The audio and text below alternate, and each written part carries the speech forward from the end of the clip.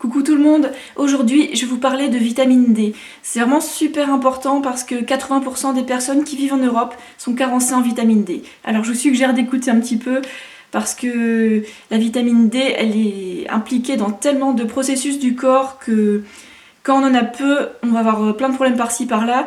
Et le problème c'est que les médecins ils pensent pas toujours à vérifier le niveau de vitamine D.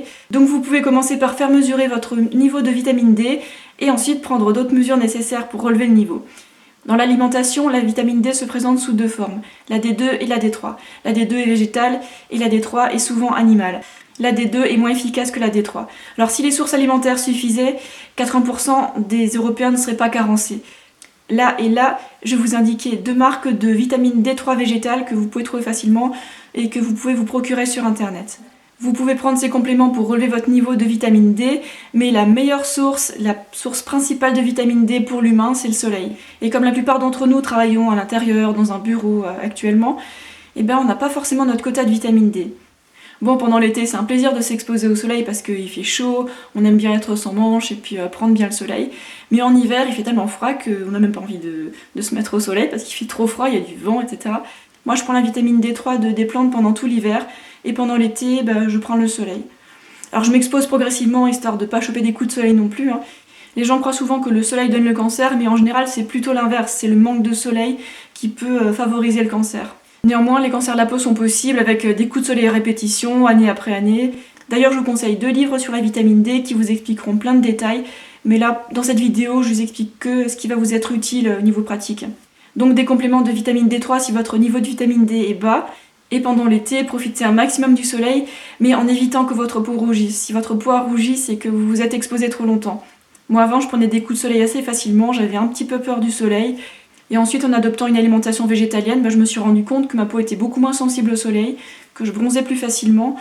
Et j'ai aussi appris à m'exposer raisonnablement au soleil, progressivement. Je m'expose au soleil au printemps dès que c'est possible, et comme ça en été, ma peau est déjà habituée au soleil, elle a bronzé progressivement, et j'ai même plus besoin de crème solaire. Ça fait quelques années que je mets plus de crème solaire, malgré ma peau toute blanche, vous voyez, j'ai une peau blanche à la base, et je supporte vachement bien le soleil. Bon là c'est en Alsace, je le supporte bien. Même dans le sud de la France, j'ai pas eu du tout besoin de crème solaire. Par contre le mois prochain, je vais aller en Thaïlande, et là, le soleil sera tellement fort que je vais quand même me trouver une crème solaire végane.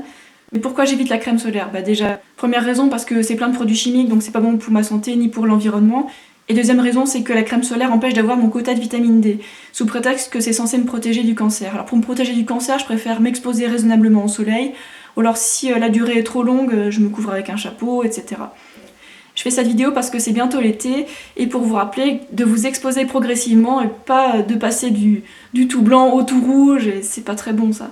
Donc exposez-vous dès que vous pouvez, même si c'est que les bras, même si c'est que la tête, le cou, c'est toujours ça de prix. Et s'il y a moyen de bronzer en maillot de bain ou à poil, c'est encore mieux. Est-ce que je mets des produits sur ma peau avant et après le soleil ? Avant et pendant que je m'expose au soleil, je mets rien sur ma peau, mais par contre je m'hydrate pas mal. Je bois beaucoup d'eau. Après le soleil, je mets une noisette d'aloe vera dans ma main, et avec un peu d'huile de coco ou alors une huile légère, je mélange dans la main, je fais toujours au fur et à mesure, jour après jour, et j'étale ce mélange maison sans additifs sur ma peau. Voilà, c'est tout. Alors cet été, pensez bien faire de bonnes réserves de vitamine D, exposez-vous au soleil progressivement, raisonnablement, et si nécessaire, prenez des compléments de vitamine D3 végétale. Je pense avoir couvert à peu près tout ce qui était important, et je vous dis à très bientôt pour d'autres vidéos. Allez, ciao!